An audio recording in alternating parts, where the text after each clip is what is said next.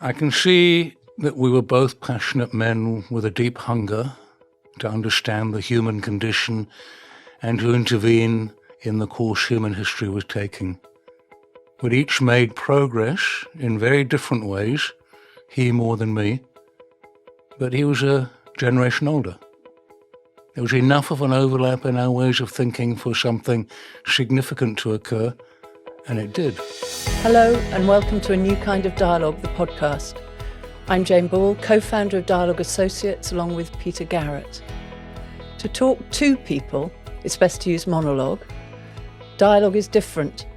It's about talking and thinking with people. Through dialogue, we discover how interconnected we are and how we all contribute to the situation we are experiencing, whether or not we like it. Through what we call professional dialogue, we work with all sorts of organisations to enhance their health, effectiveness and prosperity. In this podcast, we aim to bring the concept of dialogue into your life and the way you work. Throughout this series, we'll be hearing some of the experiences and unpacking some of the learnings from Peter's book, A New Kind of Dialogue. The book, as I mentioned in the foreword, is not a how-to-do dialogue book, and neither is this podcast. We instead invite you to think, feel, and reflect on your own life as we explore some of Peter's lifetime of research and first-hand learning. Through that, you can discover a much deeper understanding of dialogue and its benefits to your own life and work.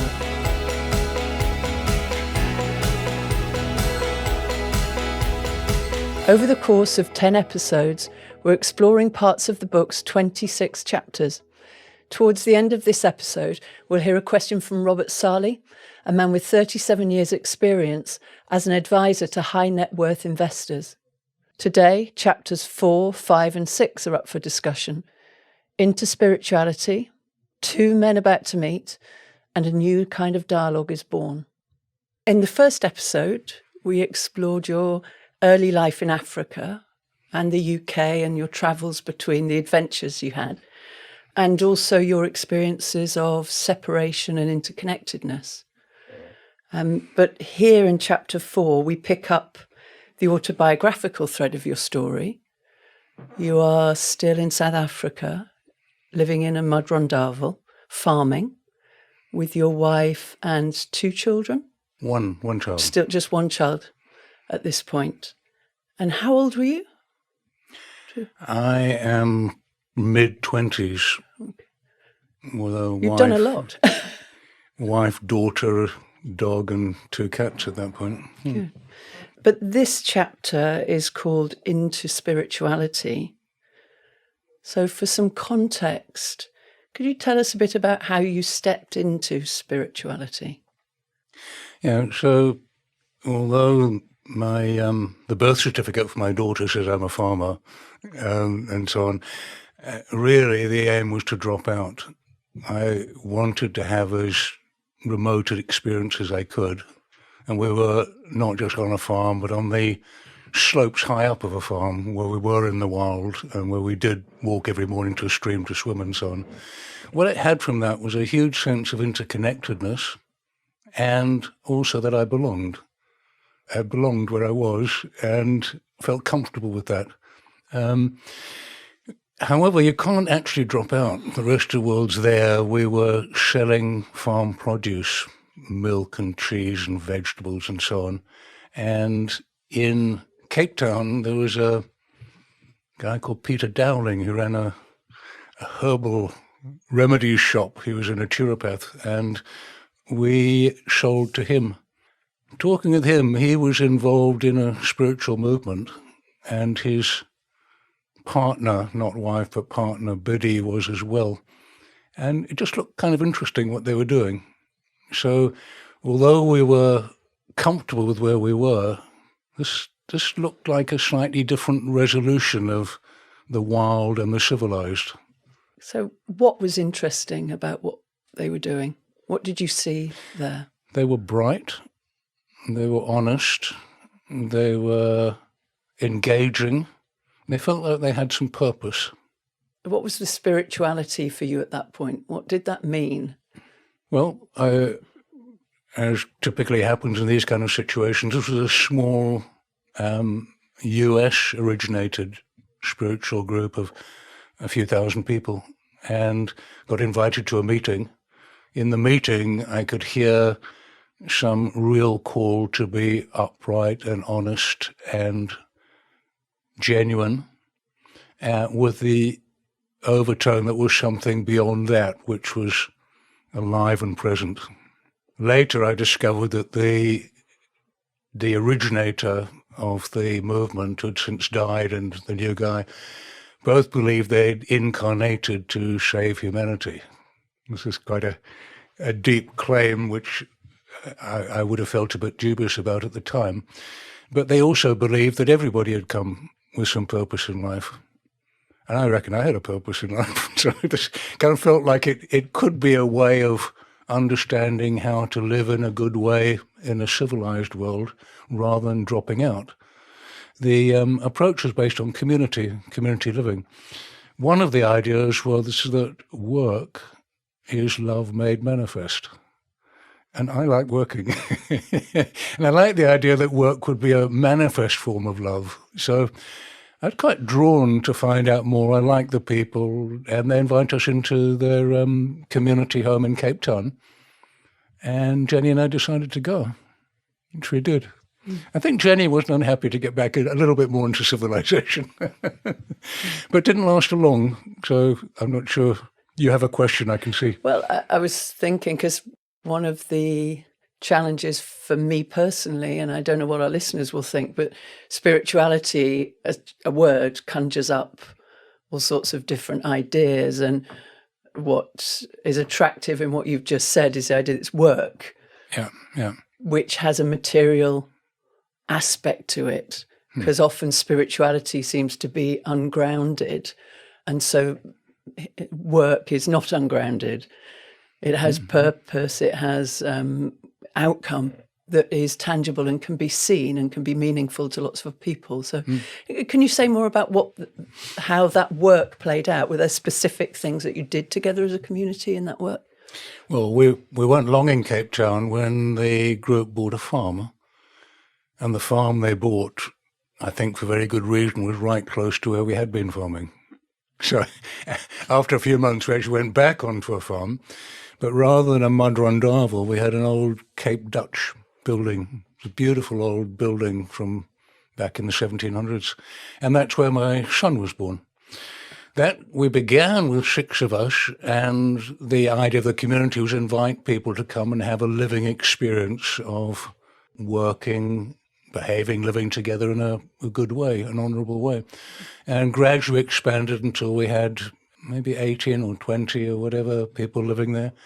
It had a equivalent of a religious service. There were readings of papers that originated from the senior guy and so on. But I tend to find my own way. I created what I called an art of living program. Like, how do you live well? Okay, tell us more about that. I was going to ask you about that. I'm interested in so there's the spiritual aspect to this chapter, there's the community aspect, but tell us about the art of living. So the art of living bit was like an educational program in support of what was happening with this spiritual community, but it had my own flavour to it. So in the wild, you can feel how everything is integrated. And I was saying nothing is happening by chance. I described seeing some smoke or a bird circling, and, is it a bird of prey or is it a vulture? We'll tell you what's on the ground and so on. What interested me here was to try and get that feel to people who lived in a civilized world all the time. So I used to say, well, we're very deeply connected to the cosmos. For example, every day when the sun rises and the earth faces the sun, we all get up. When the earth no longer faces the sun, we all lie down. All over the planet, we do that. We get up and lie down every day. So we're pretty closely connected to the sun. And similarly to the moon, where we have the cycles, which are like very similar to menstrual cycles. We call it the earth, but it's more sea. Actually, majority of the surface is sea. But I know from my days of naturopathy, pure seawater can be used for transfusion rather than blood. We're very close, but when you come closer to the body and you look at the iris reflecting, every serious injury you have is reflected in your iris for the rest of your life. It's all connected. And you look at your hands or your feet, look at the feet, the imprint in the sand, you can see the whole body. Big toes, the head, the large part of the foot is the chest and the abdomen, the heel is lower down in the body. And if you massage people, you can see that. So I could get this whole sense of integration at a physical level, trying to connect people who hadn't been in the wild and wouldn't have a sense that they're part of a whole living, organic, cosmic process. How well do you succeed with that? With with people actually not just intellectually understanding, but themselves getting a feel of that interconnectedness that you had so strongly? Well, people were affected by it. People changed their lives. People came and got involved. I'm thinking one guy was driving past in a car with his girlfriend. He stopped and stayed for years. First name was Cliff, if I remember well. But it did affect people, and I think part of it was I enjoyed the extemporaneous thinking. A bit like now, I'm clearly drawing on memory and doing that deliberately to pick up pieces in the book and try and draw attention to that. But I like thinking live about what's happening. And you can do that differently with a group of people than you can with one other person or on your own. You can think well on your own, but it takes a lot of attention. Somebody else you're stimulated. With a group, there's a kind of energy or substance you can draw on, which can really be very helpful in what I call live thinking or extemporaneous thinking. One of the terms that you talk about in the book is this concept of pneumaplasm, which is a word that most people have probably never heard of, I expect. Could you say a little bit more about pneumaplasm? Because I think it's relevant here. Yeah, there are two ways of coming at it, but I think I may have mentioned in the first episode that nothing happens by chance. What people call accidents aren't really accidents. I know from working in the oil and gas industry, if you have a look there, you do a root cause analysis after an explosion or whatever, it's not an accident. The information was there, but the information didn't flow. What I found with the group work I was able to do in the community, and I noticed it with my wife and daughter and breastfeeding and so on, what I found with the group was that the atmosphere changes a lot. You can have an atmosphere which is cautious or anxious or frightened or whatever, but you can get an atmosphere which is very conducive to being open and authentic and going a bit deeper with things.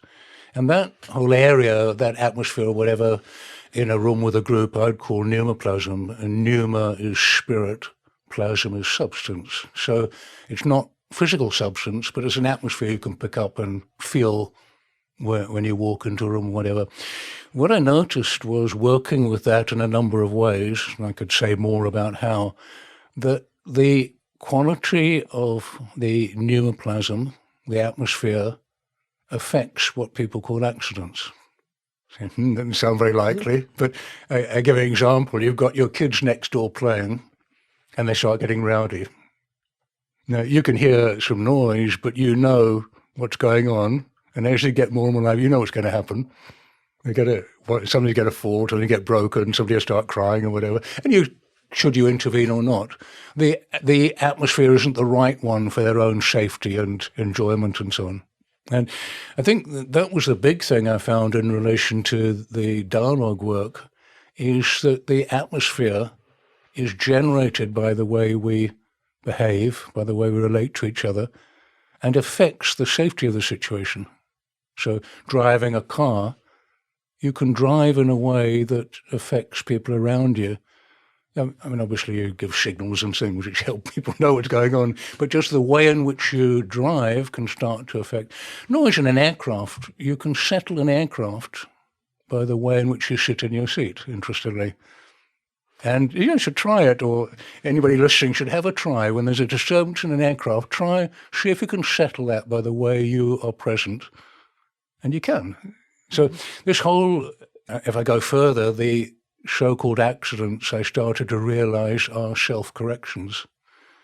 Systemically, they happen to get the thing back on keel. So maybe I'm not answering very well your question about pneumaplasm, but I'll come back to it. I did explore it with healing in particular, a form of attunement, which is no-touch healing. I got very involved in understanding the relationship between that atmosphere and the body. Had some really interesting stuff come up. Mm. Can I ask you, you're encouraging people to try and affect the atmosphere on a plane. They may want to start with something easier. Maybe start with your kids when they're getting excited. And that would be an invitation to try something and firsthand learn. Yeah. But what did you learn about how to do that? What did you learn to do to settle an atmosphere or create the atmosphere that you wanted? Well, if there is a disturbance, the disturbance is outside. So there's a disturbance next door from the kids, or a disturbance in the plane for the children that won't stop crying, or whatever it might be in the traffic. The question is, can you find that disturbance inside yourself? You wouldn't perceive it, notice it, if it weren't inside. So I take the sound from next door and feel disturbed in myself. That disturbance I have in myself, can I settle that disturbance? Not going next door and saying, calm down, but can I settle myself, center myself, so that the disturbance is not disturbing me? I know the disturbance is there, but it's external. If I can settle myself, then I can start to see how to contribute to settle the disturbance outside. So initially, it's a matter of sitting still on that aircraft and being still, noticing the disturbance. My disturbance amplifies it, as does everybody else's. We all get worried about it. Settle down and allow others to settle down, and gradually you can settle the external. So the problem, the challenge is to do this internally, to begin within oneself and allow it to extend beyond. That's my experience with working with atmosphere. I'm going to take, I don't know, maybe it's not a different direction, but about community. Mm-hmm. Obviously, the community was affected by these sort of practices. What did you learn about other people and groups of people through the process of, through your involvement and living with people in this community? There were a few things. One, if you grow a community over some years, from 5 or 6 people up to 20 people or whatever, and later I grew larger communities, you're involved with people's lives. So meetings are a small part of it. But meetings are a significant part, and I led, facilitated, whatever you might call it, meetings a couple of times a week, year after year after year. Probably 8 years every week I was leading meetings. After a while, you get to understand what you need to do to get people involved. People's minds are wandering like they tend to in a church or whatever. You're not going to get anywhere. So how do you engage people, draw them in? How do you work thinking with people and drawing them into the experience? I learned a lot about that. What do you do when somebody objects or is resistant?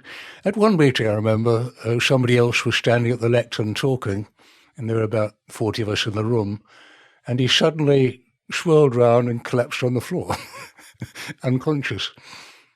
I thought, that was interesting, halfway through our meeting. So I got up and asked a couple of people, took him out, and I went behind the lectern and carried on the meeting. How could I carry on the meeting? Because I was concentrating on what he was saying, and I knew where it would go, and I could develop it, and we could move further.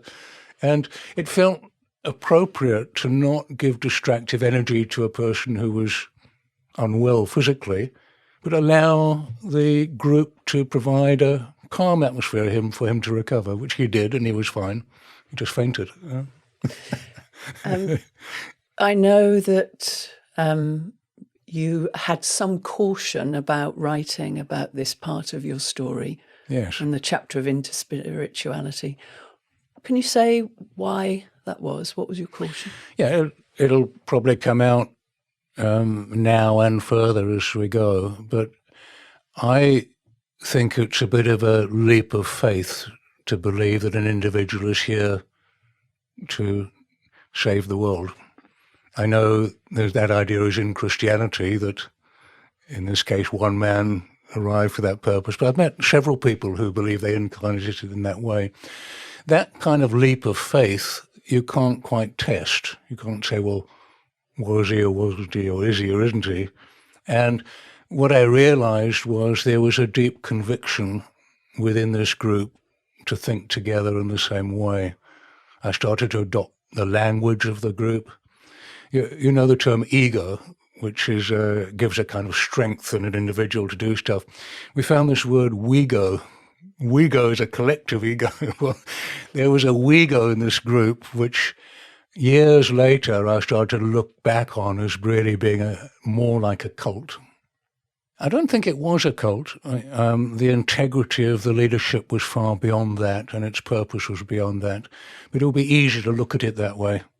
And I had occasionally newspaper people turn up and interview me on that basis and so on. So I was inclined to leave it out of the book and think, why make myself vulnerable to being thought of as in some spiritual cult or religious cult or whatever. But I realized I learned too much. Yeah. I learned too much in that time, in those 7 or 8 years, that really played right into the dialogue work in a healthy way. Yeah. I guess the opportunity that was created, or the turning point in your story that was created by being part of that community, was your meeting with David Bohm. Tell us a bit about. So I could say the community I began in outside Cape Town, an hour out of Cape Town. I went to the US to look at the headquarters of this spiritual group, which was very impressive. You could get 400 people in one room there. Then I helped create a community in the UK and did something similar. There was a quite separate movement called the Human Unity Conference, and every year it was run by a different grouping, and this grouping I was involved with took on the running of it one year. And you could have whatever theme you liked as long as it related to human unity. So because I was leading one of the main communities in the group, I got to contribute to the theme, and the theme was integrity. So the idea was that the state of the world and integrity are quite closely related. So it was a call for integrity. And we decided to use Warwick University. We have a big meeting room. In the end, we had 625 people signed up and come to this conference. So that gave the freedom to contact anybody. And that was the kind of opening that took me beyond, I think. Mm-hmm. So in terms of your book, this takes us into the next chapter.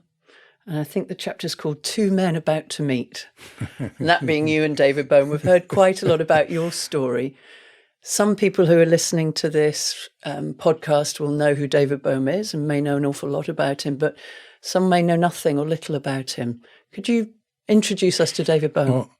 Well, I knew almost nothing about him when I met him. I'd been after people like Thor Heyerdahl. Do you know Thor Heyerdahl? I have no idea who Thor Heyerdahl is. Made papyrus rafts that sailed from North America across to the South America, across to the Polynesian, and Lawrence van der Post, who worked with the... Anyway, my colleague, Don Factor, he's no longer alive now, but he was Max Factor's son. Don and I were close friends. Don knew of a guy called Rupert Sheldrake, morphic fields, which are quite closely related to pneumaplasm. So I thought, let's get him on the conference. We approaching Rupert Sheldrake. David Bohm's a far bigger man. I don't know who he is, but if he is, let's get him. So Don arranged a meeting. He turned out to be at Birkbeck College in London, and off we went to Birkbeck College to go and meet him. And on the way, Don told me he's just published a book, Wholeness and the Implicate Order. Okay, sounds If he's a big man, let's get him on the conference. So my interest was to try and the big name. Well, 625 people. There's a lot. We've got to get a lot of people at this conference so we don't go broke. Do you want background on David? Do you want to know about meeting him? I think a little bit about him. Okay, so he was born in the U.S. Father ran a furniture company. Depression. He believed that science could probably save the economy, society. People were hungry. There was a tough time. So he went into studying physics and proved to be very good at it. Theoretical physicist.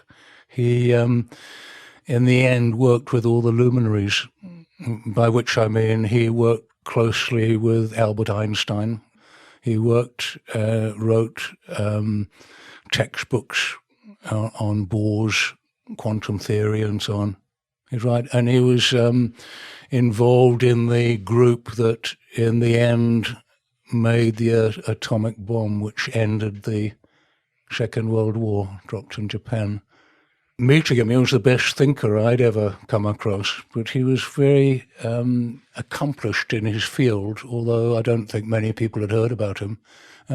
He got caught up in McCarthy era, where people were asked to testify against colleagues, which he refused to do, took the Fifth Amendment. So then they charged him so they could get him to talk and found him innocent, but he lost his job. In the end, he went to Sao Paulo in Brazil for a couple of years. Then he went to Israel, Weizmann's Institute, and then over to the UK, to London, and gone to Birkbeck College and worked from there. But he was shunned by quite a few in the States, but kept working steadily. Mm-hmm. He dealt with quite a big kind of social dynamic in his life, but yet his focus was really the science. Absolutely. Yeah. A snippet is when he was arrested and taken to court to be charged himself. What he noted afterwards was the policeman who drove him there was a very interesting man. They had a very good conversation, and he understood some of the basics of theoretical physics in a way that other people didn't. Yet he was going to be charged and lost his job and everything. So what he considered important was deeper understanding, and that was clear with him. When I say he worked with Einstein, I mean, Einstein said that the mantle of his work passed on to David Bohm. So it wasn't just that he was a student.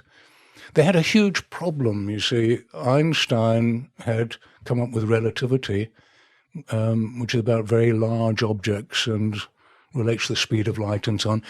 Quantum theory, rather than continuous fields, with continuous energy, and that's about very small particles, so small we can't see them. But the mathematics, they couldn't reconcile the mathematics of quantum theory and the mathematics of relativity. In the end, they agreed it can't be reconciled, and David was, it can. There's only one universe. There must be the same reality all the way. So something's gone wrong, but not only did they not resolve it, the groups of scientists wouldn't talk to each other. He describes being in a kind of cocktail party situation, and Einstein and all people go one end, and Niels Bohr and all his people go the other end, and they don't talk to each other. They damaged the development of theoretical physics by not being able to think with each other. So he was still concerned about the well-being of society, as he had been, and thinking, how are we going to deal with this? And that was what he was trying to resolve when I met him. I was making good headway on it. Yeah.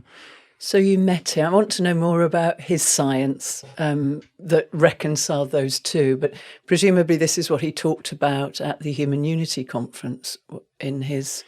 I guess your theme was the theme was integrity. Yeah, well, what happened, Don and I went to Birkbeck, very ordinary, more like a high school than a university, I thought, with a chalkboard that he wrote on and so on, and but what interested me when we arrived was no formalities, no, well, how are you, where have you come from, have you had a good journey, would you like a cup of tea, just, yes, where have you come, this is where we come, well, that's interesting, but he was just straight into into the deep end.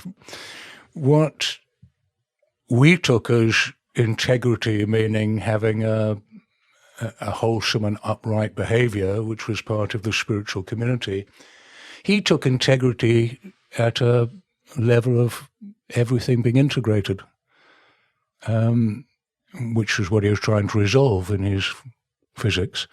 And of course, that took me right back into the wild, where I had that experience and I knew what he was trying to do.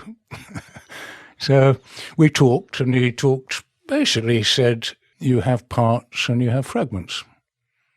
Parts work together.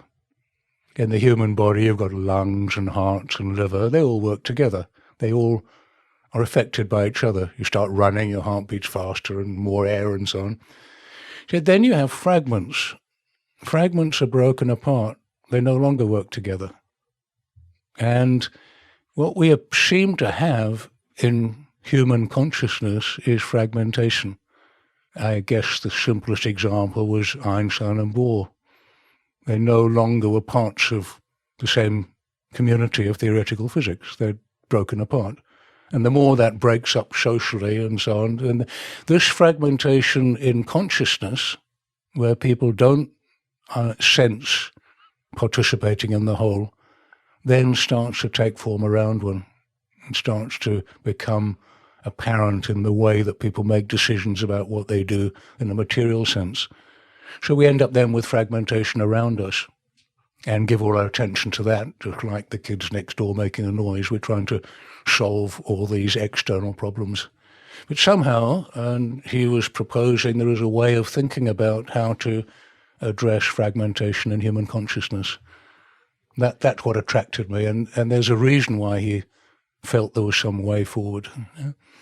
It sounds like at this juncture for you, so we go back into your story from David Bohm's thinking, that there is some theory, some thinking and theory here that connects very strongly with the first-hand experiences that you'd had. Absolutely. Right from childhood, right from chapter 1. First-hand experience was the common feature, but rather than being in the bush with boulders and rocks and birds and snakes or whatever, this was intellectual. It was an intellectual terrain for first-hand learning. I had the inkling then that the spiritual community was based on some fixed ideas which weren't open to inquiry. Whereas I felt with talking with David Bohm, we could inquire about pretty well anything. But I still just wanted to get him to the conference, and he didn't agree before we printed out our materials. No, I may be jumping in terms of your relationship with David Bohm. I may be jumping about a bit in terms of the chronology, but still, his ideas about fragmentation, parts, wholeness, did that come more from his maths, essentially, as a theoretical physicist, compared to yours being from experience? I believe there's a deeper reason that I don't hear much about, but he was trying to resolve two approaches to physics, which are the big shifts in theoretical physics of the last century. And what he felt was that the way they were thinking, what you'd call the ontology, the way they were thinking about reality, was a problem. They had different ontologies. By ontology, I mean, how is it that things are? What he found was, if you take a different ontology, you have the seeds of how to reconcile the two approaches. And this ontology is one that everything is continually unfolding. He later wrote a book called, it's The Undivided Universe, is the title. If you take an unfolding approach, you can reconcile the two. After he died, the work he did with Basil Hiley published and did that. But at this point, he was still working with it. And this ontology that everything is unfolding is a bit like a Buddhist ontology. In Buddhism, the idea is not one life, but you have to work well with your life and what develops. And I felt things unfolding in my own life. I could see some relationship with that process of unfoldment. So the ontology of continual unfoldment and enfoldment, he called it, leads back to the idea there's an implicate order and things unfold from that and enfolded back into it. And that kind of thinking leads to everything being integrated. That's what he was working with in that area. Question was, where was it in the world around? Why don't we see everything unfolding? Why aren't you and me unfolding? Well, we are. And if we do another recording in 20 years' time, well, it'll be apparent we've unfolded a bit more. And we will be enfolded back into the earth, no doubt, like everybody else. So yeah. We are, but he couldn't see it enough, and that's what led to the insight of fragmentation. Yeah. So he came to speak at the Human Unity Conference, and there did he use the metaphor of the acorn and the oak tree to describe How did you know that? I may have heard this story once or twice. But it's important, I think, not only because of what I love about it, and you'll explain it, but not only does it bring out this thinking about unfoldment and enfoldment, but in a simple way, in a metaphor that I think is easily understandable.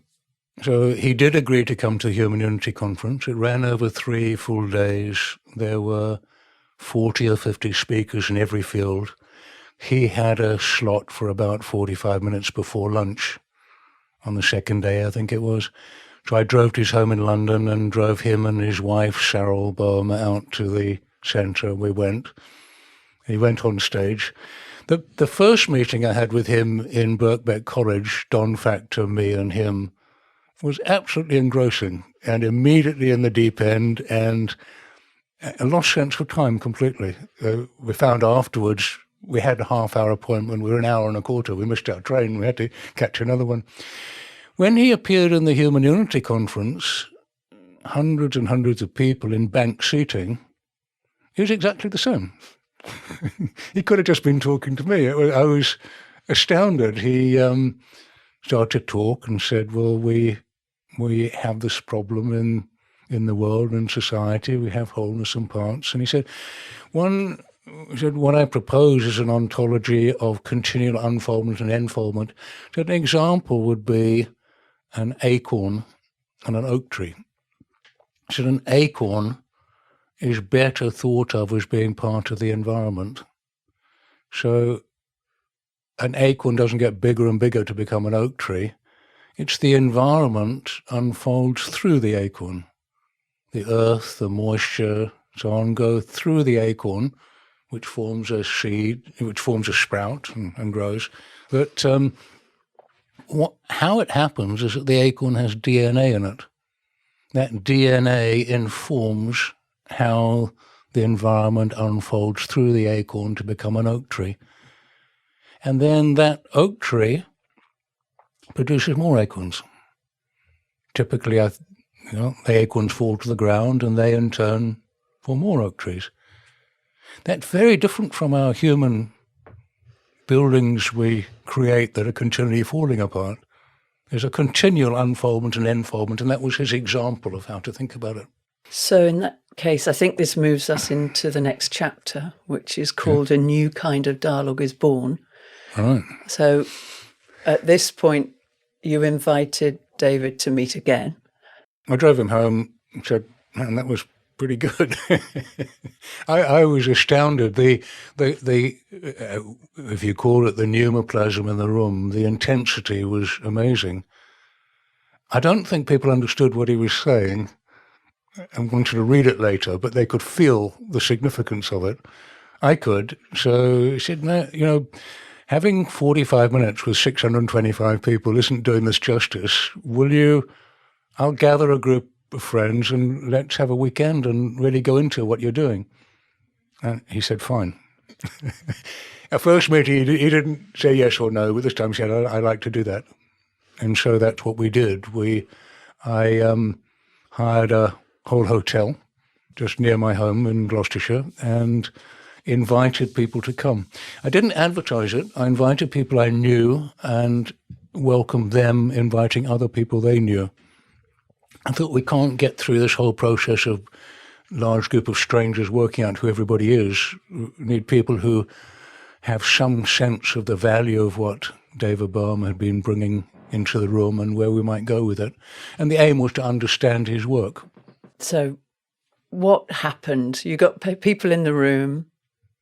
How were they? Was it a lecture theatre? Was it again like another lecture? How did you set things up for this occasion? Well, I'll just say half the people in the room were related to the spiritual community. Roughly half were related to sciences in different ways and were academics. So there was that kind of mix in the room. And upstairs we had a room which was a bit awkward, a bit of a long room. He was at one end and sat on a chair and had a paper that he'd brought and read. It did relate to wholeness and parts, but it was a bit obscure. And people arrived and were very excited to be, man, this is the man who knows how the cosmos works, and to hear him read a paper not very well was... You were taking the temperature or feeling the pneumaplasm, presumably, you knew. Fortunately, he didn't faint on the floor and didn't get up and take over. But what I did do was to say, look, I think what would help us, would everybody write down a question they have as a result of this evening and us all gathering? Now, I'll gather them up and we'll look at them, and then tomorrow we'll kick off looking at some of these questions. And that kind of brought people back, rather than thinking about what's going on in the room, to themselves and to think, what do I need to know? And also it informed later when I gave them all to David, it informed him of what was in the room, so he knew what he was talking into. He had had quite a bit of experience with a man called Krishnamurti, and we can talk about that on another occasion, but he was used to giving academic lectures, and that's what he did, and clearly something else was required. Something happened, though, in that room of people, because that, as you say, it's a new kind of dialogue is born. What happened? Because the questions that people put forward could just get question and answer and more lectures, but answering people's questions. But something else happened. Can you take us into that? Well, I realised we had to shift things, so I got hotel staff and built a raised platform. It was about maybe a foot or two higher, carpeted it, so he was on there with a chair and a table, got the lighting changed. You need good lighting to do this well.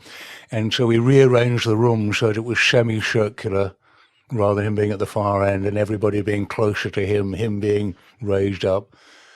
I met him in the morning, showed him the questions, and he was like, how are we going to answer these? And said, well, maybe we don't have to. And then he was just very endearing, came back, he was nervous. Why would he be nervous with 40 people but not with 600? Because he knew something more was required. And he said, well, it's good to be elevated and illuminated. He had a pleasant way of talking, and I've looked at your questions and thank you for taking the time to write them. I appreciate you doing that. And I don't know how to answer them all, but maybe if we take one or two of them, think about them, we could learn how to answer them together. And that beginning didn't deny what he brought, but it did open it for others to be able to join in the thinking in a delightful way. So we got off on the second day to a very different start from the Friday evening before. How did people participate in that? How easy was it for them to... they're in front of this great man. He's saying, well, what do you all think? He didn't really say, what do you all think? Yeah. He started to think and thought live. So he wasn't going back to what he already knew, but he was pursuing, perhaps the question is, well, maybe a question of identity. So he'd start thinking about identity and about his own identity and the group identity and how does identity change and what's it made up of and so on. And then I'd be thinking, well, I've had some amazing conversations about identity. I think of one with my daughter, which was really significant for me. And then out of the group would kind of percolate a comment and say, well, of course, identity is partly your own and partly your reputation, and add to it and think. And gradually, we started to think a bit together, and he still had 2 more papers to come, but he was starting to realize this was quite interesting. And because of the relationships between the people, there was a good atmosphere. People really wanted to think and learn. And as we went, he started to realize, actually, this is more important, this thinking together, than me putting in more knowledge and more insights. And so he did read the second paper, but we had a long break after lunch. People could walk until, in the Cotswolds, so we had tea and scones and so on in the afternoon, but then late afternoon, talk again, but people were thinking. And gradually, in the end, he abandoned the third paper, or most of it.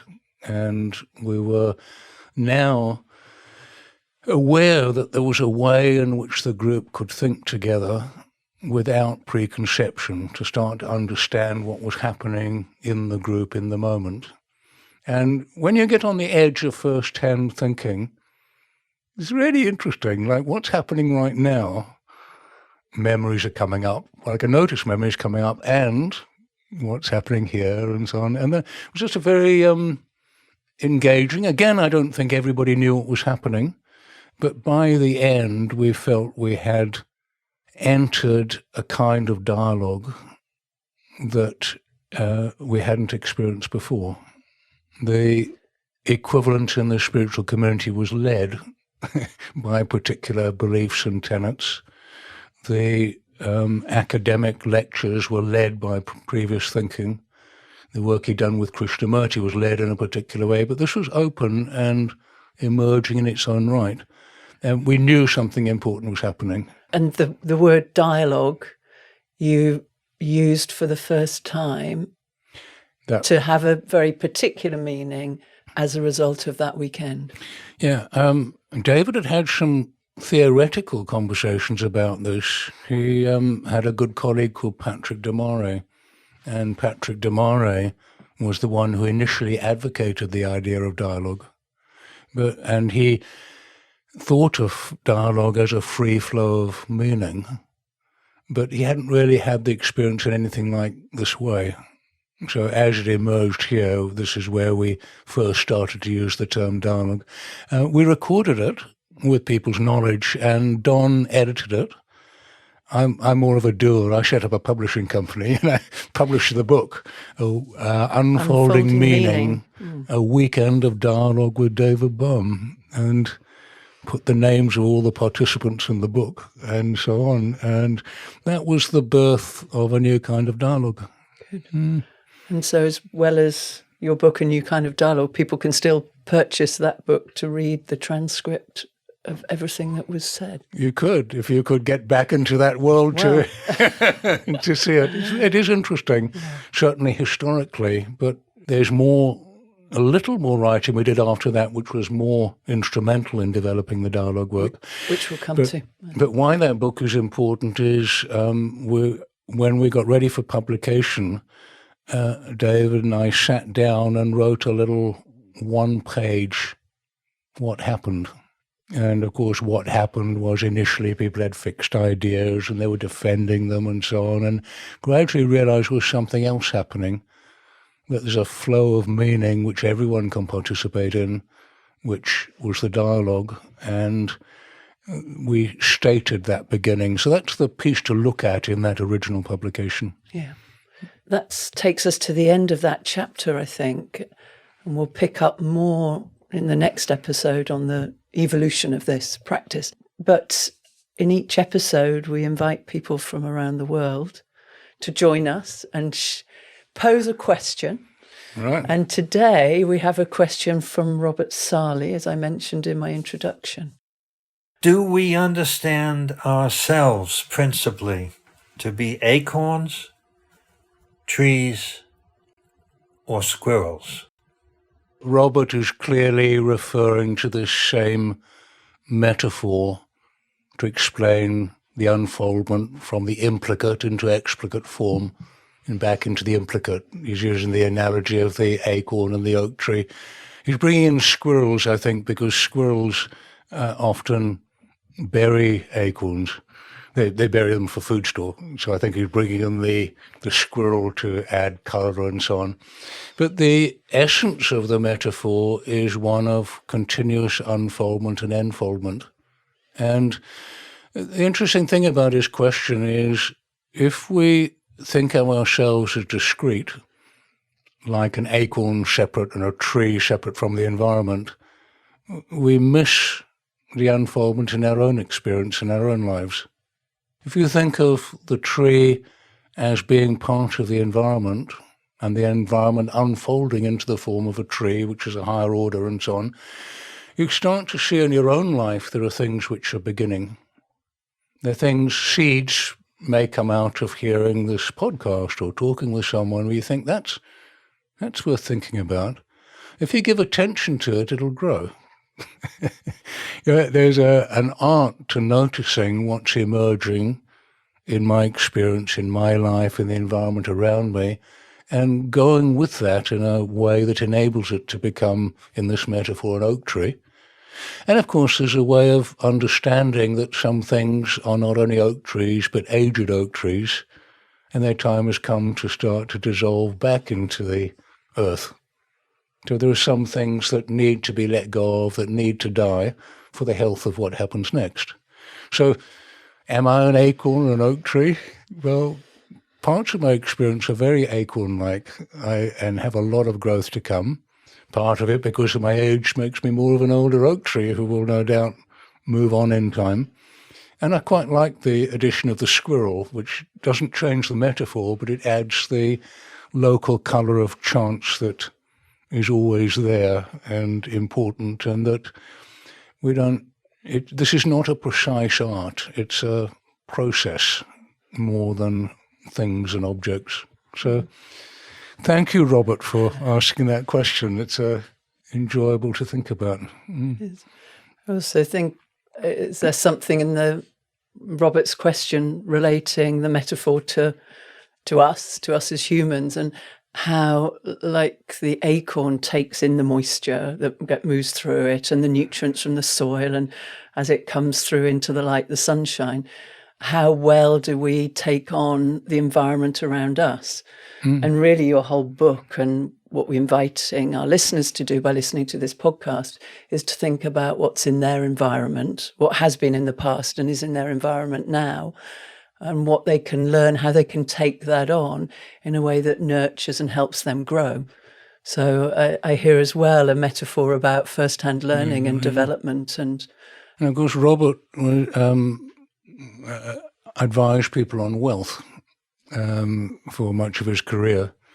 And people who have wealth, don't that unfold and generate and grow or not? You think of the biblical story of burying the talents. Buried talents don't grow. How do you contribute what you have to the good of the whole, to society and those around you, is part of that kind of guidance. So, and just my last comment is, the book that was published posthumously is called An Ontological Interpretation of Quantum Theory. The ontology being the unfoldment of the implicate order to explicate and back. In the last chapter of that book, which has mathematics and descriptions I'm unable to understand, guess what comes up as a metaphor? The acorn and the oak tree. So it is a great image for what we're talking about, and my experience of how things are generated if you work firsthand. Lovely. Thank you.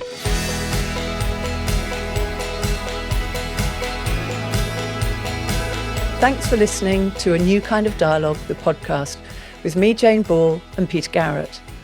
If you're inspired by any of our thoughts today, visit dialogue-associates.com to find out more. Leave a review and give the show a 5-star rating if you enjoyed it, and subscribe so you never miss an episode. Check out the show notes for extra information and links. Join us next time as we discuss chapters 7 and 8 of A New Kind of Dialogue, where dialogue itself as a concept and practice truly becomes a fundamental part of Peter's life.